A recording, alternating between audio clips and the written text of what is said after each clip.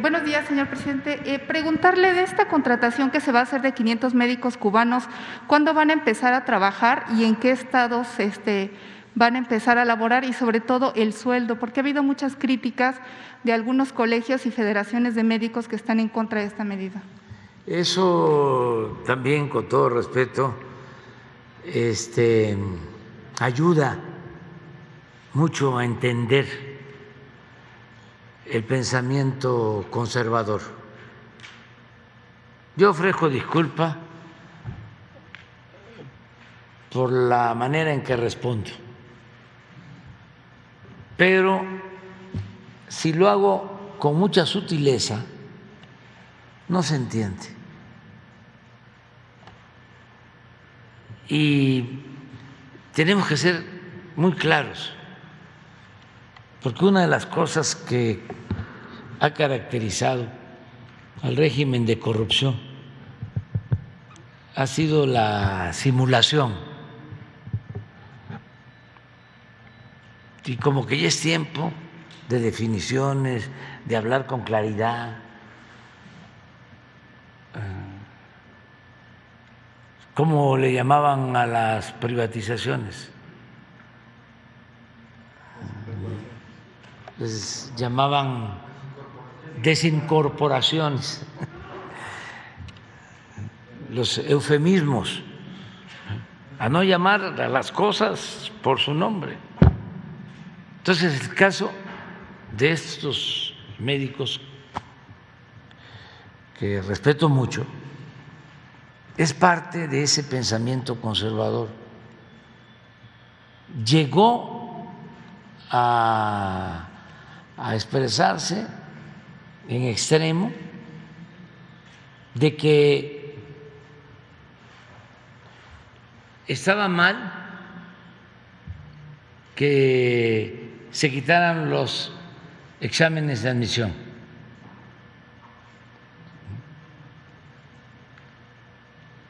Estamos hablando de asuntos polémicos, que por qué quitar los exámenes de admisión.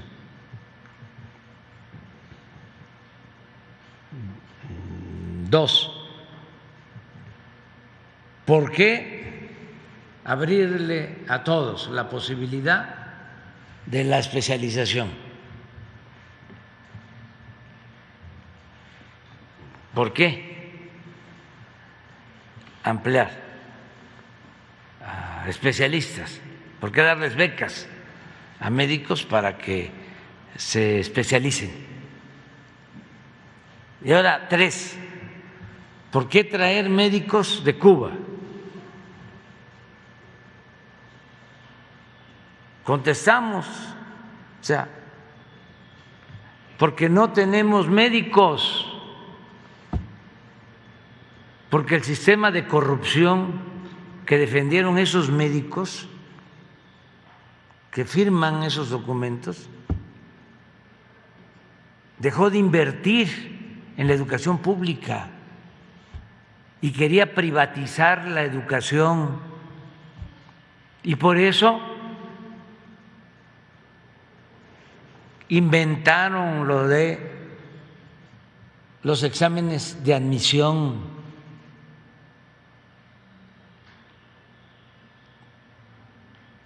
No para que solo entraran los que pasaran el examen, sino para que entraran solo los que tenían cupo, o para llenar el cupo disponible, que cada vez era más reducido, porque pasaban el examen todos, casi todos, nada más que hacían 125 preguntas en medicina y aceptaban a los que contestaban bien 123, a los que contestaban bien 122, que fallaban en 3, ya no entraban. Eso fue lo que prevaleció durante todo el periodo neoliberal. ¿Y cuál es el resultado? ¿A qué nos llevaron con esa política inhumana, antisocial, absurda? A que no tenemos médicos, no tenemos médicos generales y mucho menos tenemos médicos especialistas. Ese es el saldo de esa política corrupta que se impuso durante 36 años. Entonces, ¿cuál es el compromiso que nosotros tenemos? Garantizar el derecho a la salud. A esos mismos médicos conservadores y sus patrocinadores, los dueños de laboratorios y de las grandes clínicas privadas, esos mismos no les gusta la gratuidad en la salud, porque ellos consideran que la salud es un privilegio, que pueda ser atendido el que tiene dinero para pagar un hospital, para pagar las medicinas, los estudios clínicos. Y no, la salud es un derecho. Entonces, ¿cuánto van a ganar los médicos cubanos? Lo mismo que ganan los médicos mexicanos. Y lo primero es convocar a todos los médicos de México, pero lo tenemos analizado y no tenemos especialistas para ir a trabajar en hospitales en las zonas más pobres, más apartadas. No hay pediatras. Cuando empecé el gobierno, hice un recorrido por los 80 hospitales del IMSS Bienestar, que eran y siguen siendo de lo mejor. Me acuerdo que fui a los 3 hospitales del IMSS Bienestar de Yucatán. En ninguno de los 3 había pediatra. Y así sigue. Entonces, estamos contratando a todos los médicos, pero como ya sabemos que no vamos a tener para cubrir toda la red de centros de salud, de unidades médicas rurales, de hospitales, pues por eso ya estamos haciendo este convenio de traer 500 médicos. Ya les expliqué también, y yo creo que esto es bastante ilustrativo, y ojalá y le pregunten a los del Teletón, a estos médicos, los del Teletón con sus colectas han logrado hacer centros para atender a niñas, a niños con discapacidad, para terapias, una muy buena labor, independientemente si nos gusta, no nos gusta, de dónde vienen los recursos, es algo importantísimo, muy humano, porque hay quienes nacen con una discapacidad menor y si tienen la posibilidad de ser atendidos, pueden salir adelante. Si no tienen quien les dé una terapia, quien los atienda, esa discapacidad menor se convierte en una discapacidad grave y la mayoría de la gente no tiene recursos para eso. Bueno, a pesar de la gran labor que hacen, se quedaron sin recursos porque tienen las instalaciones, pero falta la operación de esos centros, como todo. En el periodo de la corrupción, los gobernadores y en el gobierno federal, no todos desde luego, decían vamos a hacer un hospital.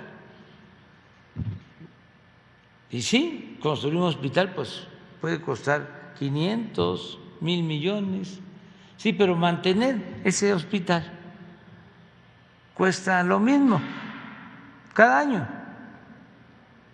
500, 1,000 millones. Entonces, eso no lo contemplaban. Entonces, si acaso quedaba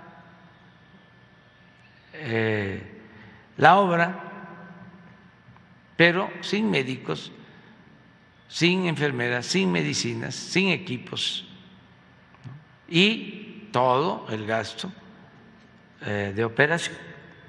Ajá, presidente. Entonces, pero permíteme, es que es muy interesante esto, porque es mucha irracionalidad, es mucho egoísmo, ¿sí? Es una actitud muy retrógrada de estos señores. Llegamos a un acuerdo con el Teletón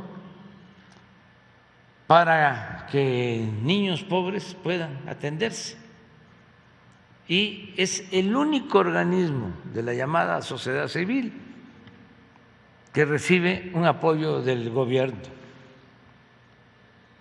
para que se atienda a 20,000 niñas y niños con discapacidad en los centros. Y esto les ayuda para que esos centros no estén subutilizados. Entonces, como cada año hacen un nuevo centro, de manera muy amable, vienen a verme y me dicen dónde quiere que hagamos el nuevo centro. Y le digo, en Tlapa, Guerrero, en la montaña. Y me responden al paso del tiempo que no podían, porque no hay especialistas que quieran irse a vivir y a trabajar a Tlapa. Entonces, les dije, ¿y si yo les consigo los especialistas? Ah, entonces sí. Fue bueno el arreglo porque el centro nuevo lo van a hacer en Sinaloa y de todas maneras vamos a hacer el centro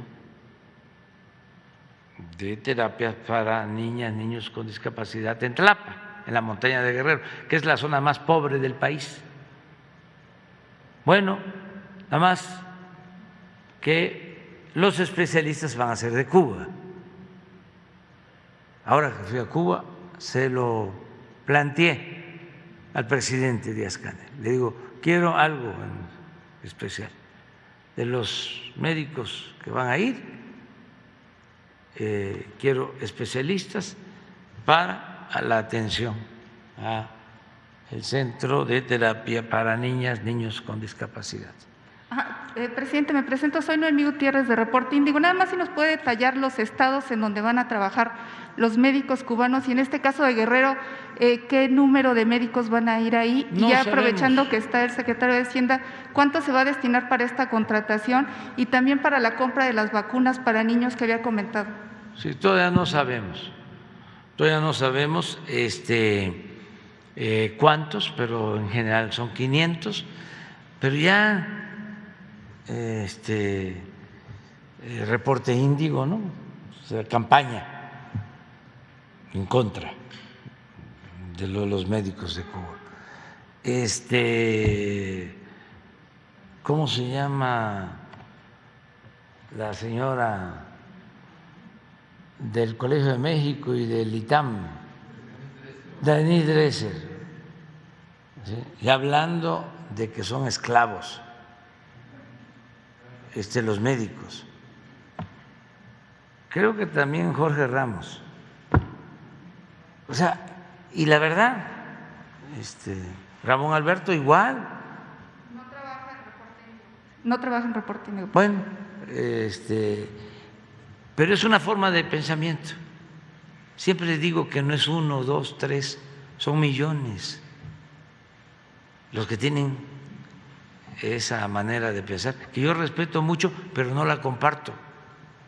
No la comparto, o sea, porque la considero retrógrada, inhumana, falsa, hipócrita. Presidente, no sé si nos puede precisar la fecha en que van a comenzar a trabajar los médicos cubanos en México. Todavía no tenemos la información, pero se la hacemos llegar. Es que todavía no han llegado. Y también preguntarle sobre el caso de Cuba. Cuando fue a la gira a Centroamérica, en El Salvador, Guatemala, Honduras y Belice, se hicieron públicos todos los acuerdos que tuvo con esos países, con Sembrando Vida. Sin embargo, en el caso de Cuba no se ha dado a conocer cuál es el acuerdo en materia de salud, sobre todo en el caso de las vacunas. ¿Cuándo será público? Pues ahora, sí, hoy te entregamos. Se informó, pero te lo entregamos hoy.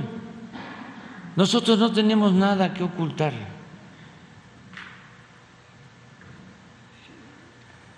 El que nada debe, nada teme. ¿Y sabes por qué resistimos a la mafia del poder y a sus voceros? Nuestro escudo es la honestidad. Eso es lo que nos protege. Entonces tenemos autoridad moral y vamos a seguir defendiendo nuestro proyecto, que es la defensa de la mayoría del pueblo, de la gente humilde, de la gente pobre, de los que no existían, no contaban, porque la política era de los asuntos de los políticos y no asunto de todos. Entonces, qué bien que me preguntaste lo de los médicos, porque tenía yo unas ganas. O sea, porque los estoy viendo. No cuando hablé de entregar becas, porque necesitamos especialistas para que el que quisiera irse a estudiar a Estados Unidos, a Francia, a Alemania, a Argentina, donde quisiera, tiene una beca, pues una de estas sociedades de médicos me mandó un escrito oponiéndose.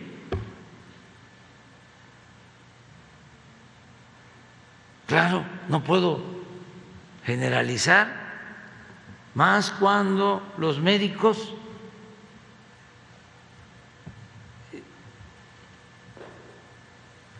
las enfermeras, la mayoría arriesgó la vida en la pandemia. ¿Hicieron algo extraordinario? Pero hay una élite que tiene un pensamiento retrógrada. Es como el caso, con todo respeto, de mi alma mater, de la UNAM, Y como yo siempre digo lo que pienso, no me voy a callar a reclamarles de que enfrentamos la pandemia y en vez de convocar a todos los médicos estudiantes a enfrentarla, a ayudar, se fueron a sus casas.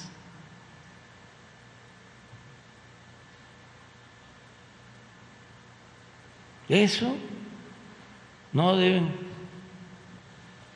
hacer las universidades, ni públicas ni privadas, pero mucho menos las públicas y mucho menos la UNAM.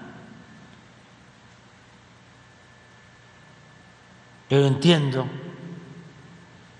Porfirio Díaz tardó 34 años y costó, bueno, el golpe de estado de Huerta, tenía el control de toda la intelectualidad, el control de todos los medios de información, costó el asesinato del apóstol de la democracia. Bueno, 1 millón de mexicanos que perdieron la vida, pero se transformó el país y ahora se está transformando y vamos a seguir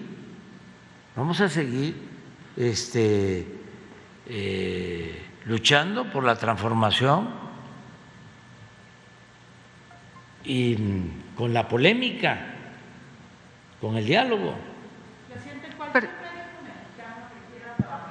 ¿Tendría trabajo entonces aquí? Claro. Que hay médicos sin trabajo aquí en el país.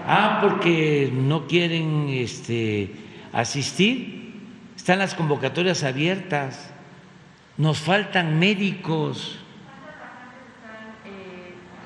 Vacantes deben de ser como 50,000. ¿Que no hay quien quiera acudir a ese tipo de comunidades alejadas? Sí, ese es uno. También por la formación que recibieron.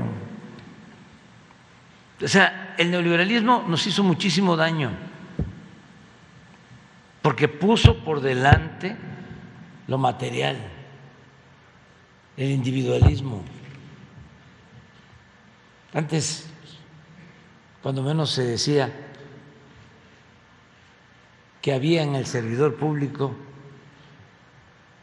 emoción social. Todo se acabó. No hay mística, no hay principios.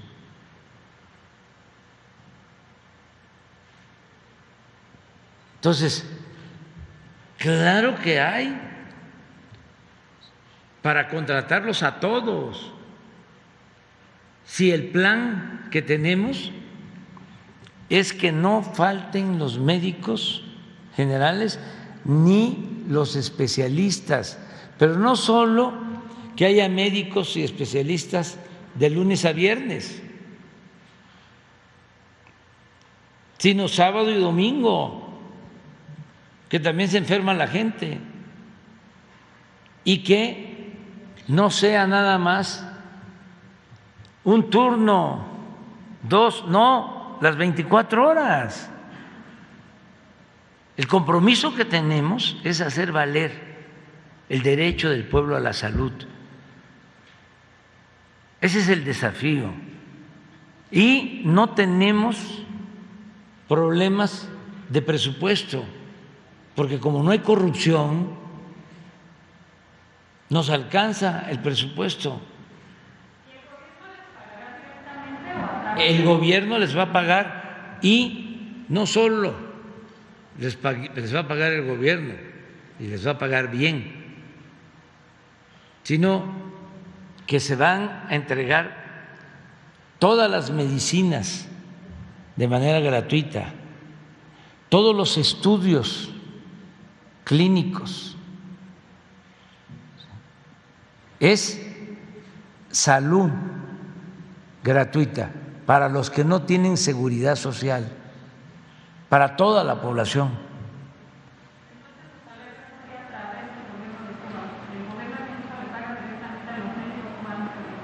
Eso es otro asunto, ese es un contrato, porque también los que están en contra del gobierno de Cuba, lo que dicen es que se hace un contrato, se le paga al gobierno de Cuba y el gobierno de Cuba le hace un descuento a los médicos.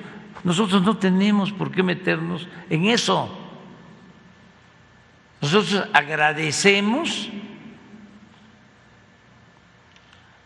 al gobierno de Cuba y le agradecemos a los médicos de Cuba, que son bienvenidos porque vienen a ayudarnos.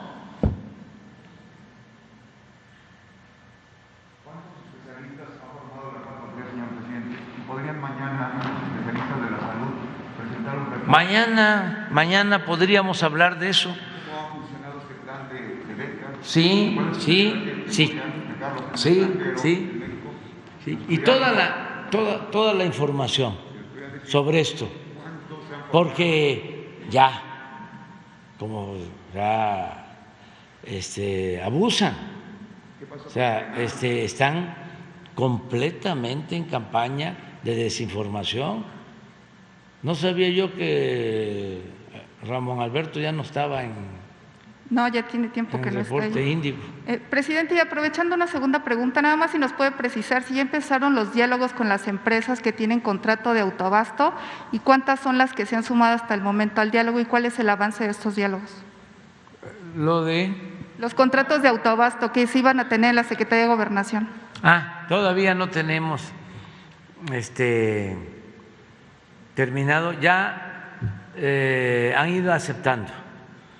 Por ejemplo, los bancos ya aceptaron de que la Comisión Federal de Electricidad los abastezca. Creo que algunos centros comerciales, cuando se tenga ya más información, aquí les informamos. Bueno, Gracias. lo de los maestros, ¿cuándo empieza en vigor? Óscar, ¿cuándo? Retroactivo al 1 de enero. Bueno, un abrazo a todas las maestras y a los maestros. Quedan ustedes tres mañana. Mañana vamos a hacer la reunión de seguridad y la rueda de prensa en las oficinas del gobierno de la Ciudad de México, así como las hacemos pues ahora en Nuevo León o en otros estados. Se va a hacer en la Ciudad de México para tratar el tema de la seguridad en la Ciudad de México. Mañana nos vemos allá. Y ustedes quedan pendientes.